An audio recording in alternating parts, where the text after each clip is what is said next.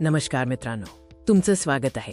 आज आपण आपल्या शरीरातील एका महत्त्वाच्या आणि गुंतागुंतीच्या प्रणालीबद्दल जाणून घेणार आहोत, मानवी पचन संस्था.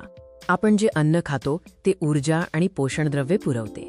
पण हे अन्न शरीरात ऊर्जा कशी बनते याचं उत्तर आहे पचन संस्थेत.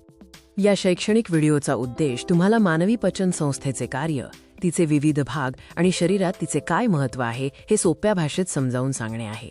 पचन संस्था आपल्या शरीरासाठी खूप महत्त्वाची आहे. ती अन्न तोडून त्यातील पोषणद्रव्ये शोषून घेते आणि निरुपयोगी पदार्थ बाहेर टाकते. याशिवाय ती शरीराला ऊर्जा प्रदान करते. पचन संस्थेमध्ये अनेक अवयवांचा समावेश होतो, जे एका लांब नळीसारख्या मार्गातून जोडलेले असतात. याला गॅस्ट्रोइंटेस्टायनल ट्रॅक्ट किंवा जीआय ट्रॅक्ट म्हणतात. पचनक्रिया तोंडापासून सुरू होते. आपण अन्न चावतो, ज्यामुळे ते लहान तुकड्यांमध्ये तुटते आणि लाळेतील एन्झाईम्स पचनाची प्रक्रिया सुरू करतात. चावलेले अन्न नंतर अन्ननलिकेद्वारे एसोफगस जठराकडे ढकलले जाते. या क्रियेला पेरिस्टॅलिसिस म्हणतात. जठर, लहान आतडे आणि मोठे आतडे हे पचन संस्थेचे मुख्य अवयव आहेत, जिथे बहुतेक पचन आणि शोषण होते. जठर आम्ल, ॲसिड आणि शक्तिशाली एन्झाईम्स वापरून अन्न बारीक करते आणि प्रथिने पचवण्यास सुरुवात करते. जठरात अन्न पचायला सुरुवात होते आणि ते अर्धद्रव अवस्थेत रूपांतरित होते. पचनातील सर्वात महत्त्वाचा टप्पा लहान आतड्यांमध्ये होतो. येथेच कर्बोदके, प्रथिने आणि चरबी पूर्णपणे पचतात आणि शोषली जातात.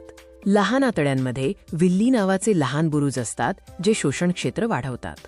मोठे आतडे उर्वरित अन्नातून पाणी शोषून घेते आणि निरुपयोगी टाकाऊ पदार्थ शरीराबाहेर टाकण्यासाठी तयार करते.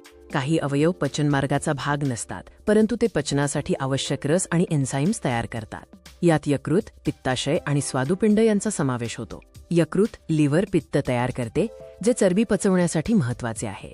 पित्ताशय गॉल ब्लॅडर या पित्ताचा साठा करते आणि गरजेनुसार लहान आतड्यांमध्ये सोडते. स्वादुपिंड पॅनक्रियस पचन एन्झाईम्स तयार करते, जे लहान आतड्यांमध्ये सोडले जातात. हे एन्झाईम्स प्रथिने, चरबी आणि कर्बोदके तोडण्यास मदत करतात. पचनक्रिया मुख्यतः दोन प्रकारात विभागली जाते: यांत्रिक पचन आणि रासायनिक पचन. यांत्रिक पचन म्हणजे अन्न चावणे आणि जठरात मिसळणे.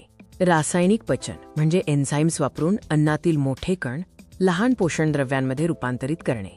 पचनानंतर शोषलेली पोषणद्रव्ये रक्तप्रवाहाद्वारे शरीराच्या प्रत्येक पेशीपर्यंत पोहोचतात आणि ऊर्जेसाठी वापरली जातात, ज्यामुळे आपल्याला काम करण्याची शक्ती मिळते. तुमची पचनसंस्था निरोगी ठेवण्यासाठी संतुलित आहार घ्या, भरपूर पाणी प्या आणि नियमित व्यायाम करा. प्रोबायोटिक्स असलेले पदार्थ खाणे देखील फायदेशीर ठरू शकते. आज आपण मानवी पचन संस्था आणि तिचे कार्य पाहिले. मला आशा आहे की तुम्हाला हा व्हिडिओ माहितीपूर्ण वाटला असेल. तुमच्या प्रतिक्रिया कमेंटमध्ये नक्की सांगा आणि चॅनलला सबस्क्राईब करायला विसरू नका. भेटूया पुढच्या व्हिडिओमध्ये.